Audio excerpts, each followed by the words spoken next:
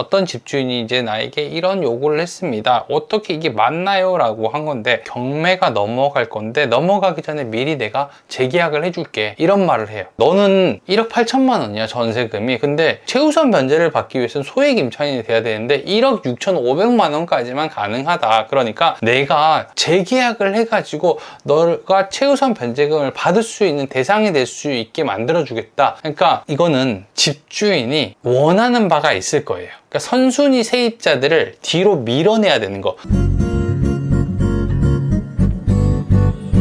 안녕하세요, 버스노입니다. 이게 내용이 되게 위험하더라고요. 그래서 많은 사람들이 좀 알아보면 좋겠다라고 해서 조금 정리를 해가지고 왔어요. 어떤 집주인이 이제 나에게 이런 요구를 했습니다. 어떻게 이게 맞나요? 라고 한 건데, 뭐였냐면은 경매가 넘어갈 건데 넘어가기 전에 미리 내가 재계약을 해줄게, 이런 말을 해요. 상식적이지도 않고 너무 어이가 없는 얘기라서 같이 얘기해보고 어떤지 한번 좀 들어보고 얘기를 좀 해주세요. 일단 제가 내용부터 설명을 해볼게요. 보증금이 1억 8천만 원인 전세고 이 집이 다가구 주택입니다. 그리고 보증보험은 안 돼 있어요. 그리고 전입신고랑 확정일자를 했던 날짜가 2023년 5월 8일이고 여기 근저당 설정한 날짜가 23년 2월 2일이에요. 이걸로 봤을 때 신축 빌라의 가능성이 되게 높겠죠. 근저당을 설정하고 나서 얼마 안 있다가 세입자들이 들어오면서 전입신고랑 확정일자를 받았을 거예요. 근데 집주인이 어떻게 요청을 했냐면은 재계약을 하게 되면은 보증금 이 1억 6천, 여기 좀 빠졌는데 500만 원으로 재개해주겠다. 그래서 소액 임차인이 되기 때문에 최우선 변제금이 가능해지기 때문에 너도 좋은 거다라고 얘기를 한 거예요. 그러니까 다가구 주택계 전세로 살고 있는 이 세입자가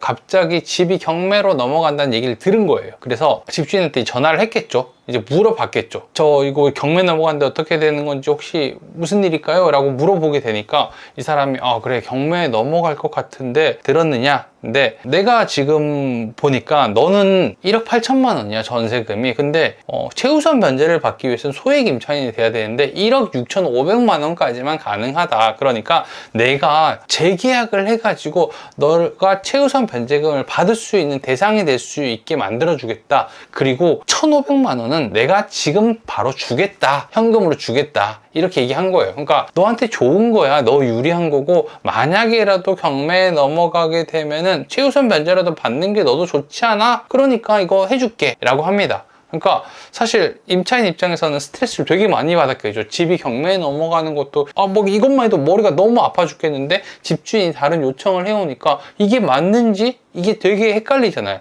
대충 한번 계산을 해볼게요. 주인이 얘기한 걸로 얘기를 하면은 내가 1,500만 원을 주겠다 라고 했잖아요, 현금. 거기다가 최우선 변제금을 받게 되면은 서울이니까 5,500만 원을 받을 수 있습니다. 1억 8천 중에 그래도 최소한 7천만 원 정도는 받을 수 있다, 이런 계산이 나오니까 아무래도 임차인 입장에서는 굉장히 매력적인 얘기로 들리겠죠. 거기다가 이제 여기 배당까지 받게 되면은 조금 더 1억 8천 중에 약간은 손해가 생길 수 있겠지만 대부분은 받을 수 있지 않을까라는 생각을 했던 것 같아요. 근데 뭔가 되게 이상하니까 이제 물어본 거예요. 근데 집주인이 놓친 게 있습니다. 날짜예요. 바로 눈치채신 분들도 있겠지만 조금 이상한 게 있어요. 자, 한번 볼게요. 소액 임차인 범위에 들어가기 위해서는 몇 가지 조건이 있습니다.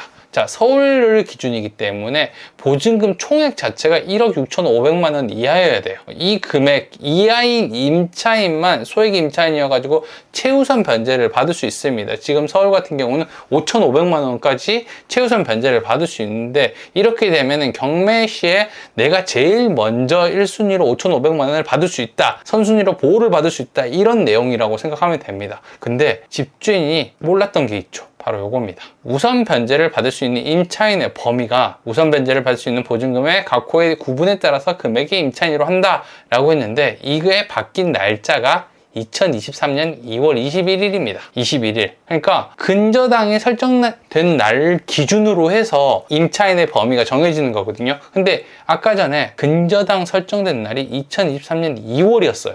근데 바뀐 거는 언제예요? 2월 21일이죠. 그러니까 이전에 했던 계약들은 2023년 2월 21일에 바뀐 기준이 아니라 이때 2021년 5월 11일을 기준으로 했을 때는 아마 제가 정확하게 기억은 안 나는데 1억 5천이었을 거예요. 1억 5천만 원까지 최우선 변제가 되는 상황입니다.